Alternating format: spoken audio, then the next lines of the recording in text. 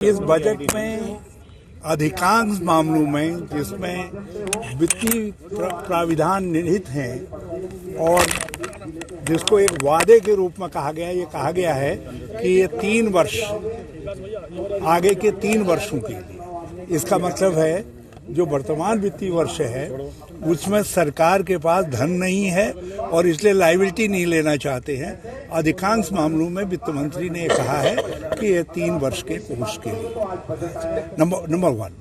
Number 2, हम उम्मीद कर रहे थे कि आखिर अपने कार्यकाल के आखिरी वर्ष में, जबकि प्रधानमंत्री जी ने शुरू में कहा था कि हर साल 2 करोड़ नौकरियां, तो कम से कम देश के युवाओं से माफ़ी मांगते हुए कहते कि भाई पहले 9 साल या 8 साल मैं आपको 2 करोड़ लोगों को हर साल नौकरी नहीं दे पाया और अब इस साल हम उस वादे को पूरा करेंगे ताकि आगे के लिए भी एक परंपरा प्रारंभ हो।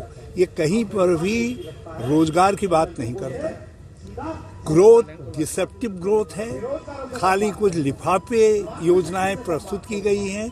उन लिफाफे योजनाओं से सामान्य लोगों के जीवन में कोई परिवर्तन नहीं आने जा रहा है। महंगाई को ये कहीं पर एड्रेस नहीं करता, उसको घटाने की बात कहीं पर नहीं करता।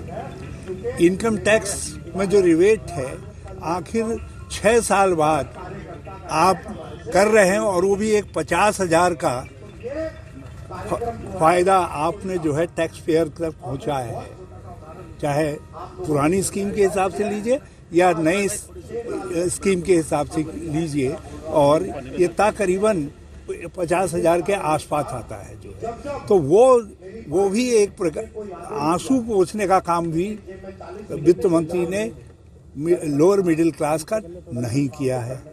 और उत्तराखंड के हिसाब से बजट, जब आप इन्वायरमेंटल चीज़ों की बातें बड़ी कर रहे हैं, हरित हरित हरित कर रहे हैं, जो ग्रीन एरिया है, जो हरित एरिया है, जो ऑक्सीजन देने वाला एरिया है, उत्तराखंड जैसे राज्य जो जंगलों की रक्षा कर रहे हैं, उनको ग्रीन बोनस देने के विषय में जो एक लॉन्ग स्टैंडिंग डिमांड है उसमें ये शांत है। आपदा के क्षेत्र में हम आपदाओं से सबसे ज़्यादा प्रभावित होते हैं उत्तराखंड के लोग। ये कहीं पर भी आपदा के मद में जो राज्य स्ट्रगल कर रहे हैं उन राज्यों को कैसे मदद करेगा, इस बजट में कोई प्रभाव